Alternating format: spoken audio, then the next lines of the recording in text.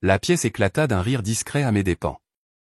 Le tintement des verres, les ballons pastels attachés à chaque chaise et la pile de cadeaux de naissance roses et blancs soigneusement rangés dans le coin auraient dû rendre cet après-midi magnifique. Cela aurait dû être une célébration de la future maternité de ma sœur. Mais au lieu de cela, la voix de ma propre mère a fendu le brouhaha comme une lame acérée.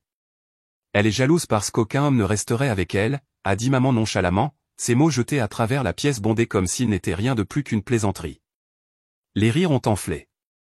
Des gloussements discrets, des chuchotements étouffés, des sourires suffisants échangés entre cousins et amis de la famille. Mon visage me brûlait. Mes doigts se sont resserrés autour du bord de mon verre de cidre pétillant jusqu'à ce que je pense qu'il pourrait se briser dans ma main. Je n'ai pas tressailli. Je n'ai pas levé les yeux au ciel. Je ne lui ai même pas donné la satisfaction d'une réponse.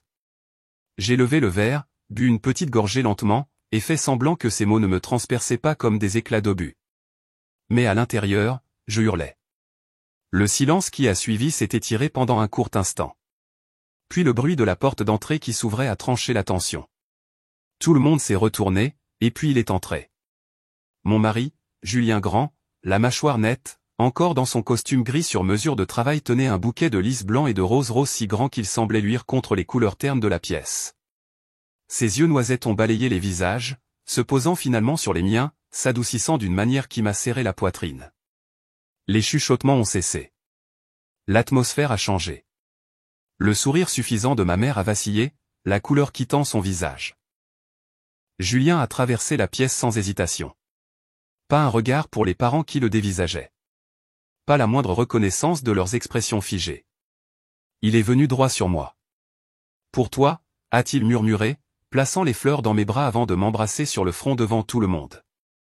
Sa voix était basse, ferme, destinée uniquement à moi, mais assez forte pour que la pièce l'entende. « Tu mérites mieux que ça. » Le silence était assourdissant. Ma mère s'est raclé la gorge, essayant de se reprendre. « Eh bien, Julien, nous ne t'attendions pas. Tu dois être occupé. » Nous étions justement en train de parler du fait qu'aucun homme ne resterait avec moi, ai-je coupé, ma voix enfin tranchante, plus forte que je ne l'avais prévu. La piqûre de ces mots persistait. Mais maintenant, avec la présence stable de Julien à mes côtés, j'ai ressenti quelque chose que je n'avais pas ressenti depuis des années, l'envie de riposter. Quelques invités ont baissé les yeux sur leur verre, embarrassés. Ma sœur a bougé mal à l'aise sur sa chaise, sa main effleurant son ventre arrondi. La main de Julien s'est posée doucement au creux de mon dos. Il n'a pas parlé. Il n'en avait pas besoin. Son silence était un bouclier, sa présence plus forte que n'importe quelle défense que j'aurais pu opposer. J'ai regardé ma mère, ses lèvres s'entr'ouvrant, mais aucun mot ne se formant. Pour la première fois depuis des années, elle ne semblait pas si puissante. Et pour la première fois depuis des années, je ne me sentais pas si petite. Les fleurs tremblaient légèrement dans mes mains. Non pas à cause de leur poids, mais à cause des prises de conscience qui s'installaient dans ma poitrine. Ce moment ne concernait plus la fête prénatale de ma sœur. Il s'agissait de la vérité, des années à être le bouc émissaire de la famille, les plaisanteries chuchotées, les comparaisons, le poids infini d'être la déception. Et maintenant, devant tout le monde, la façade s'était fissurée parce que l'homme dont elle jurait qu'il n'existerait jamais pour moi était là. Et il ne faisait pas que rester, il était à mes côtés. J'ai jeté un coup d'œil à travers la pièce.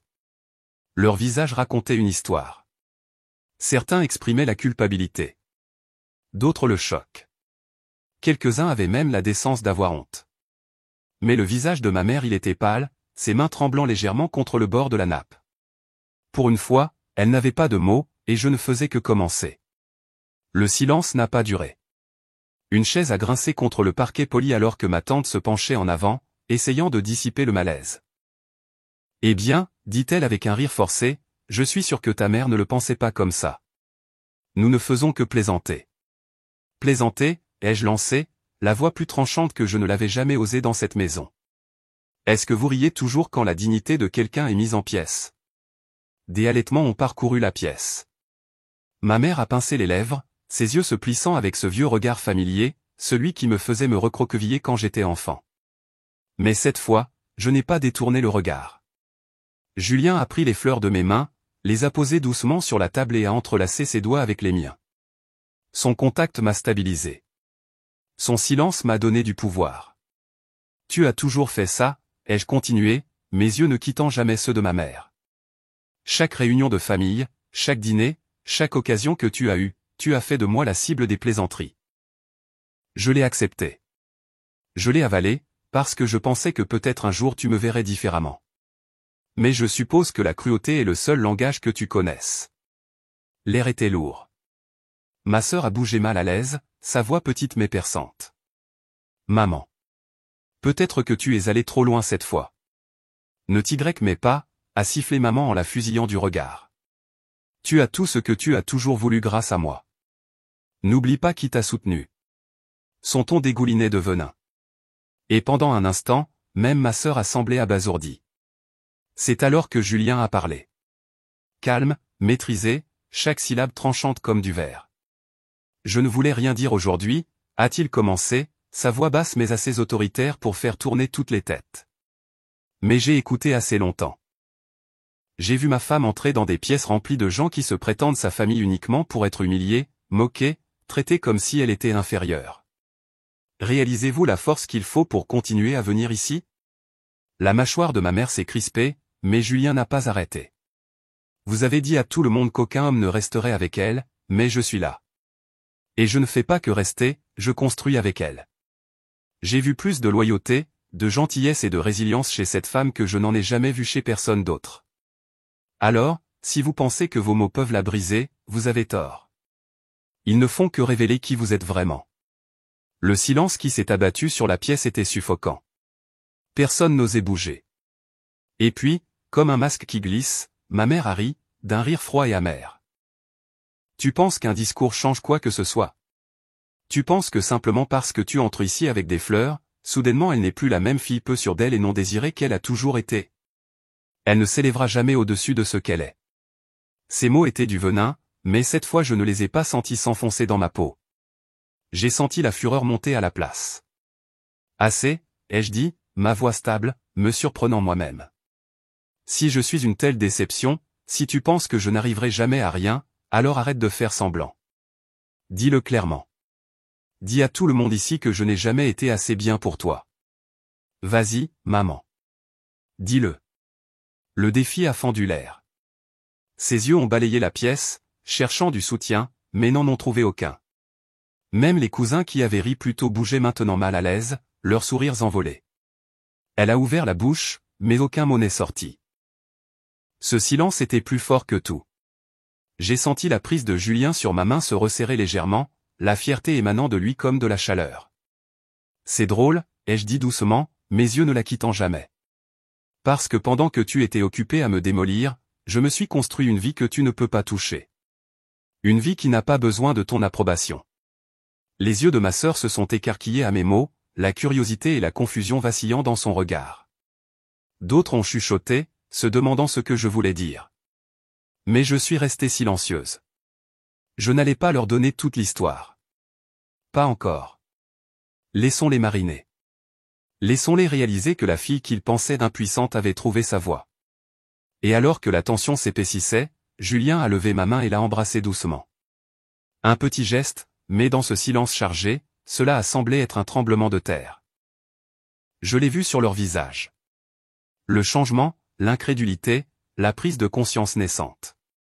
Pour une fois, je n'étais pas l'ombre au bord de la pièce. J'étais le centre. Et ma mère, elle, s'effondrait. La fête prénatale s'était transformée en toute autre chose. Et ce n'était que le début. La tension dans la pièce était suffocante. Tous les yeux étaient rivés sur moi, comme s'ils attendaient que je me réfugie à nouveau dans le silence comme je l'avais toujours fait. Mais je n'allais pas le faire, parce que quelque chose en moi s'était brisé, et il n'y avait pas de retour en arrière possible. Le sourire forcé de ma mère a vacillé alors que je redressais les épaules, ma voix fendant la pièce avec une clarté qui a fait cesser jusqu'au tintement des verres. Tu as passé des années à me rabaisser pour te sentir grande. Des années à faire de moi l'exemple à ne pas suivre lors des dîners de famille. Des années à rappeler à tout le monde que j'étais celle qui ne pouvait pas garder un travail, ne pouvait pas garder une relation, ne pouvait pas suivre. Mais tu ne t'es jamais arrêté pour te demander pourquoi j'avais cessé d'essayer de te prouver quoi que ce soit. Mes mots ont atterri comme des coups, et je l'ai vu tressaillir très légèrement, comme si le bouclier de l'arrogance commençait à se fissurer. la main de Julien est restée enlacée à la mienne, sa présence stable, mais ses yeux brûlaient d'une fureur silencieuse alors qu'il regardait la femme qui prétendait m'aimer tenter de me démanteler devant tout le monde. Ma sœur a essayé d'intervenir, sa voix douce. Peut-être que nous devrions juste. Mais je l'ai coupé avec une brusquerie qui m'a surprise moi-même. Non, pour une fois, nous n'allons pas mettre ça sous le tapis. Pour une fois, je veux que tout le monde l'entende. Des halètements se sont élevés. Les parents ont échangé des regards inquiets, et ma tante a bougé mal à l'aise sur sa chaise comme si elle souhaitait ne pas être venue. Le rire de ma mère était cassant, comme du verre sur le point de se briser. Tu penses que quelqu'un te croit, la victime ici? Tu as toujours été envieuse de ta sœur, toujours jalouse de ce qu'elle a, et rien de ce que tu dis ne change cela. Le venin dans son ton m'aurait peut-être autrefois réduite au silence, mais pas maintenant. Pas avec Julien à mes côtés. Pas avec les années de blessures ravalées qui débordaient en quelque chose d'inarrêtable. Tu as raison sur une chose, ai-je dit, ma voix basse mais stable. Je suis jalouse. Jalouse qu'elle ait eu la mère que je n'ai jamais eue. Jalouse que pendant que tu la louais pour chaque minuscule accomplissement, tu me mettais en pièces pour chaque faux pas. Jalouse qu'elle ait grandi en se sentant aimée, alors que j'ai grandi en apprenant que l'amour était assorti de conditions. Mais cette jalousie ne me rend pas faible. Elle me rend consciente. Et aujourd'hui, devant tout le monde, je ne te laisserai plus réécrire l'histoire. Un lourd silence a suivi. Et pour la première fois, j'ai vu la culpabilité traverser les yeux de ma sœur, comme si elle réalisait enfin la vérité derrière mes paroles. Julien a serré ma main, la mâchoire contractée, avant d'ajouter finalement, ce qui est remarquable, ce n'est pas qu'elle soit encore debout après toutes les années où vous avez essayé de l'écraser. C'est qu'elle est plus forte que vous tous réunis. Vous avez essayé de la convaincre qu'elle était indigne, mais je l'ai vue construire une vie remplie de plus de courage, de plus de compassion et de plus de résilience que tout ce qu'il y a dans cette pièce.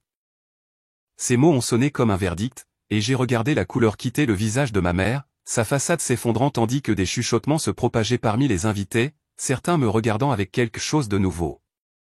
Du respect, peut-être même de l'admiration. Ma tante a de nouveau bougé, s'éclaircissant la gorge, clairement mal à l'aise avec le spectacle. Mais il était trop tard. La vérité était sortie, et elle était en train de défaire des décennies de contrôle devant tout le monde. Tu peux continuer à prétendre que tu es la victime, ai-je dit à ma mère, la voix ferme. Mais la vérité, c'est que tu avais besoin que je reste brisée pour que tu puisses rester puissante. J'ai fini de jouer ce rôle. Ma mère a essayé de parler, sa voix chancelante. Es-tu ingrate? Mais la voix de Julien l'a coupée, plus profonde et plus tranchante que je ne l'avais jamais entendue. Non, elle n'est pas ingrate. Elle est juste enfin libre. Cette phrase a atterri comme un marteau, et la pièce a éclaté, non pas en applaudissements, mais en un silence si épais qu'il pressait contre les murs. Un silence qui criait plus fort que n'importe quelle défense que ma mère pouvait rassembler. Ma sœur a baissé le regard, ses mains jointes fermement sur son ventre arrondi, comme si elle s'accrochait à l'innocence qu'elle était sur le point d'amener au monde, réalisant peut-être à quel point l'héritage dans lequel elle avait grandi était tordu. J'ai regardé les invités, les visages pâles, embarrassés, certains ayant honte même de croiser mon regard. Et pour une fois, je ne me suis pas recroquevillé sous leur regard. Je les ai laissés me voir, la vraie moi, la femme qui avait traversé le feu et qui était enfin prête à réduire en cendres chaque mensonge construit à ses dépens. Et à cet instant, j'ai réalisé quelque chose de plus profond. Il ne s'agissait pas seulement des mots de ma mère lors d'une fête prénatale.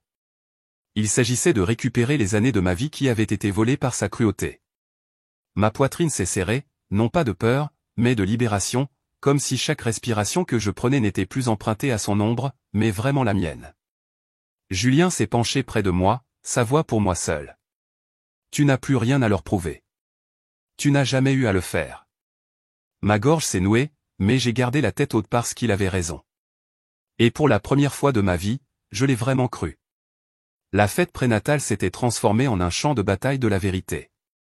Et tandis que ma mère était assise, raide sur sa chaise, sa fierté s'effilochant aux yeux de tous, j'ai senti une puissance que je n'avais jamais ressentie auparavant pulser en moi. Une liberté dont je n'avais fait que rêver. Ma voix n'a pas tremblé lorsque j'ai parlé à nouveau, mes mots tranchants nets. Toute ma vie, tu m'as dit que je n'étais rien. Mais voici la vérité, maman. Je suis plus que l'étiquette que tu m'as collée. Je suis une épouse. Je suis une partenaire.